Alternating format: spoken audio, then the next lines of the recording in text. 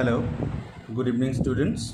So in my last video already you have learnt about the 5 basic separation methods from your book.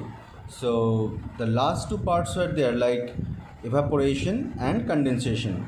So by applying those 2 methods, how we can separate the different types of substances from each other, about that we have already learnt.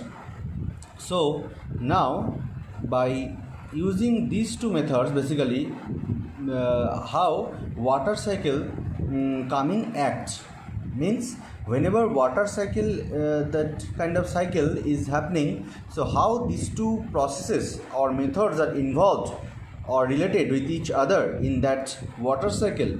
So about this we can also learn here from this video. So today my first topic is water cycle, and then we will learn about how we can make saturated, unsaturated and supersaturated solution, and how we can make from saturated to unsaturated, or supersaturated to unsaturated, or unsaturated to supersaturated solutions. So about this we will learn. So first is water cycle. The water cycle is also known as the hydrologic cycle or hydrological cycle. It means the continuous movement of water on, above and below the surface of earth. During daytime, under the scorching heat of sun rays, the water gets evaporated from the water bodies. Then it transforms to water vapor. It is lighter than normal air, that we know, and it moves upward. After reaching a certain height, it transforms to cloud by the process of condensation, that you know, as that water vapor is very light, so it will reach upward direction, and then by the condensation method it will transform to cloud. When it becomes heavy, then it starts to fall on the ground due to gravitational pull in the form of precipitation. Precipitation means either hailstone or snow or rain.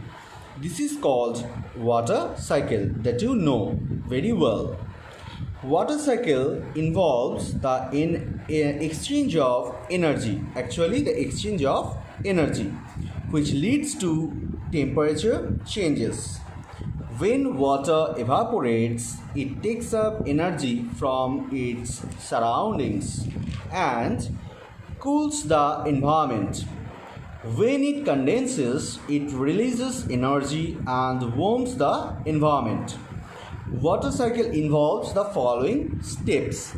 You have to keep in your mind very carefully. Water cycle involves the following steps: canopy interception, snow melt, runoff, then infiltration, then surface flow, evaporation, sublimation, deposition, advection, condensation, transpiration and percolation.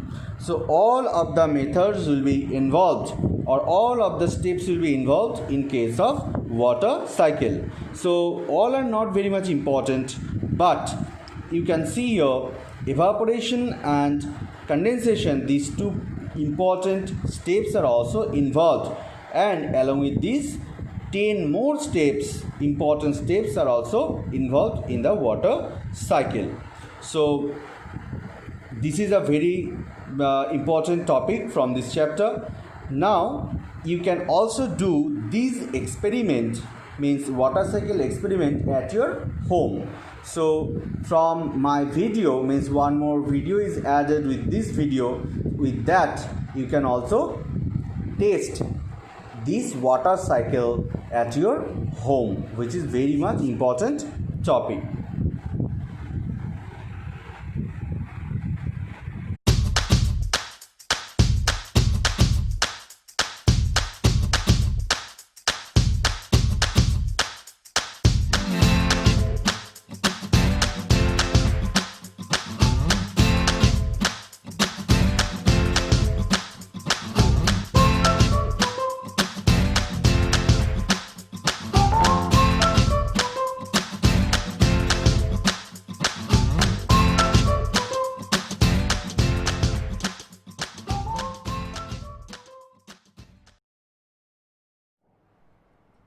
Today's experiment will be about the water cycle. It will show how evaporation, condensation, and precipitation works, and will show why hotter temperatures lead to more rainfall. The equipment needed for this experiment is cling wrap, a small transparent bowl, a big transparent bowl, salt, ice cubes, a spoon, hot water, and a pair of kitchen gloves. First, put your kitchen gloves on and grab your hot water and pour it in the bowl.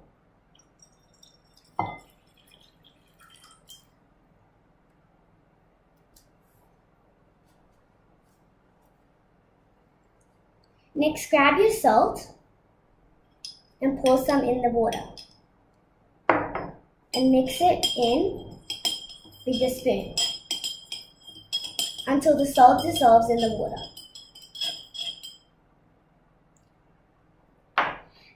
Place the bowl in the water. The bowl will represent the land and the water will represent the ocean. Get your cling wrap and put it tightly over the bowl.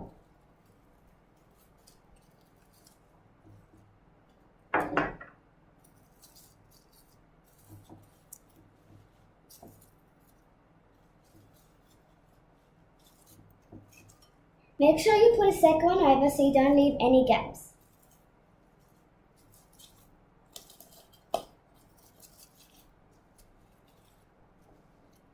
Now grab a few ice cubes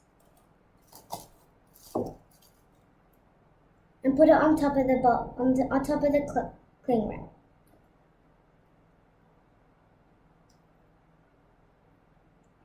The ice will represent the cool atmosphere. After, we will wait 10 to 15 minutes and to see the precipitation. As you can see, here is the hot water down here, the cling wrap up here, which are the clouds, and the ice cubes on top. So what's really happening is that the sea has water vapor evaporating into the atmosphere and is condensing on the top. When it hits the ice cube, it will precipitate in the cup. This is condensation on the clouds hitting the cool atmosphere, creating precipitation on the land.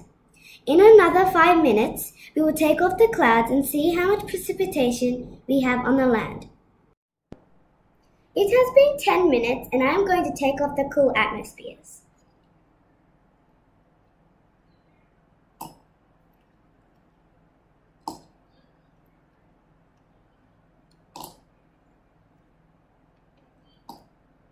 Then we are going to take off the clouds.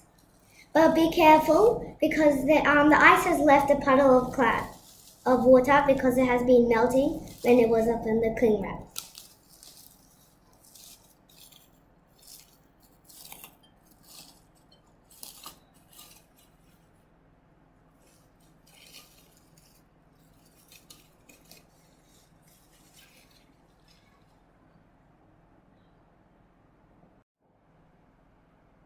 After taking off the cling wrap, here is what is left.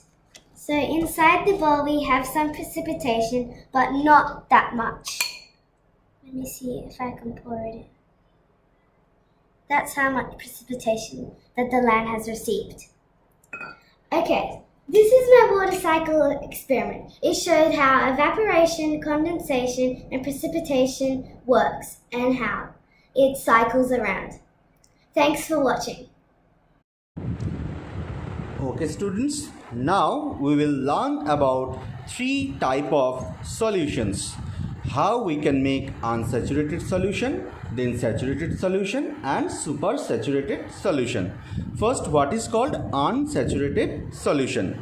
A solution that is capable of dissolving more solute at a given temperature than it already contains is known as unsaturated solution. Basically, a solution that is capable of dissolving more solute at a given temperature than it already contains is known as unsaturated solution. Means suppose at a particular temperature Just I'm giving one example. Suppose if 100 ml of water can dissolve 36 gram of salt at 20 degrees Celsius, but there is 30 gram of salt is present at that particular temperature, means 20 degrees Celsius. So it can dissolve more salt at that moment. So it is unsaturated solution. Okay, if at particular temperature 20 degrees Celsius 100 ml water can dissolve 36 gram of salt, if at that moment only 30 gram is present, means it can dissolve more salt at that moment at that particular temperature. So means like 6 gram more it can dissolve. So that kind of solution is known as unsaturated solution. Now saturated. So a solution that contains maximum amount of a solute in a given solvent at room temperature, no more solute can dissolve in it. This type of solution is called saturated solution. So now I am giving one example. If 100 ml water can dissolve 36 gram of salt in it at 20 degrees Celsius and the same amount of salt is already present in that solution, so it cannot dissolve more amount of salt in it. Already 36 gram, what is the requirement that is present at that moment. So that type of solution is known as saturated solution, because whenever the solution at that particular temperature, it cannot dissolve more amount of solution salt or solvent, more amount of salt or solute. Actually water is your solvent and salt is your solute. So whenever it cannot dissolve more amount of solute or salt at that particular temperature, such type of solution is called saturated solution. Now supersaturated solution. A solution that contains more dissolved substance than a saturated solution is called supersaturated solution. Suppose I am giving one example. The solubility of sodium salt or sodium chloride is 36 gram per 100 ml, that you know, at 20 degrees Celsius. On heating, more salt can be dissolved. If you will heat the solution, then its dissolving ability of solute, it will increase. So that moment it can dissolve more amount of solute or salt in it after heating. So that is called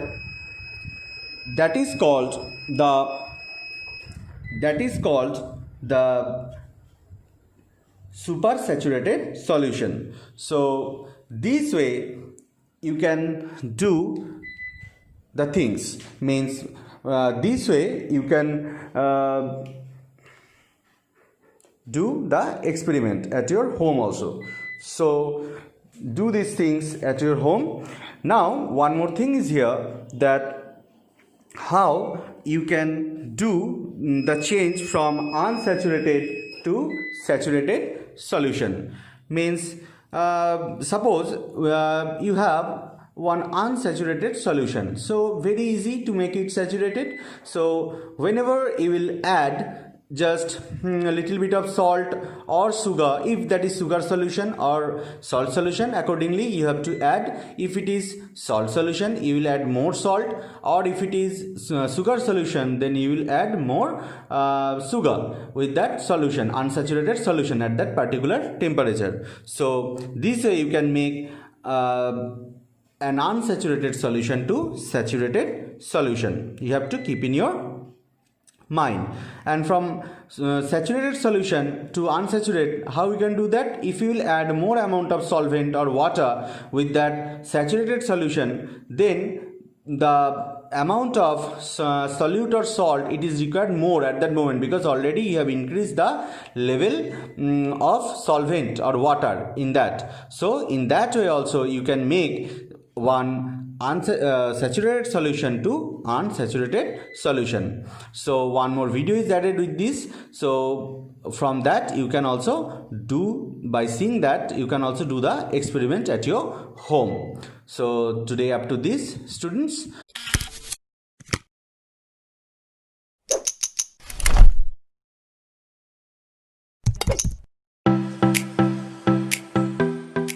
Solutions like sugar in water has two components. The two components of solutions are solute and solvent. Solute is a substance that dissolves in solution.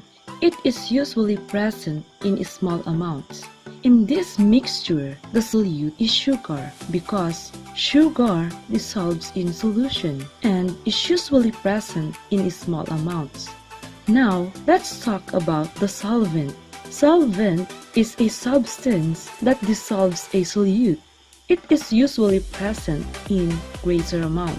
The solvent in this solution is water because water dissolves sugar and is usually present in greater amounts. Between solute and solvent, we will focus on the solute. The ability of solute to dissolve in solvent is what we call solubility. Solubility is a maximum amount of solute that can dissolve in a given amount of solvent at a certain temperature. The amount of dissolved solute produces three types of solutions. Here's an experiment about the three types of solutions based on the amount of dissolved solute in solvent.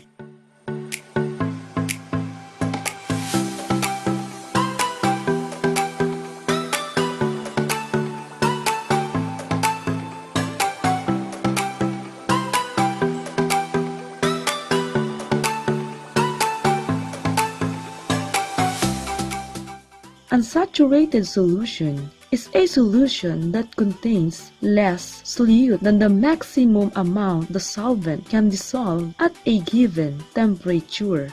Its color is lighter than saturated and supersaturated solutions.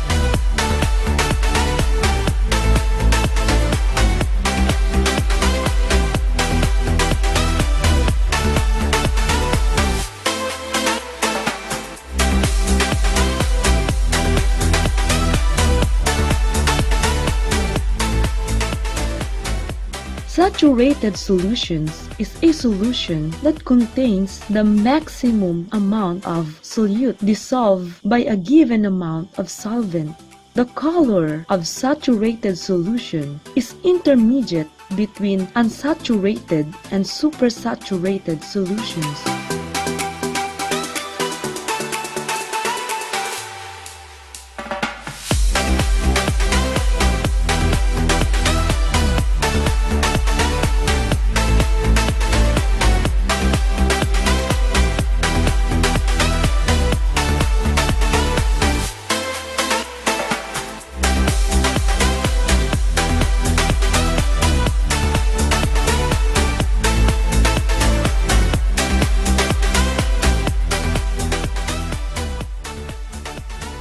Supersaturated solution is a solution that contains more solute than the maximum amount the solvent can dissolve at a given temperature. Its color is darker than unsaturated and saturated solutions. It has an excess solute or sugar which can no longer dissolve. Let us sum up. The three types of solutions are unsaturated, saturated, and supersaturated solutions.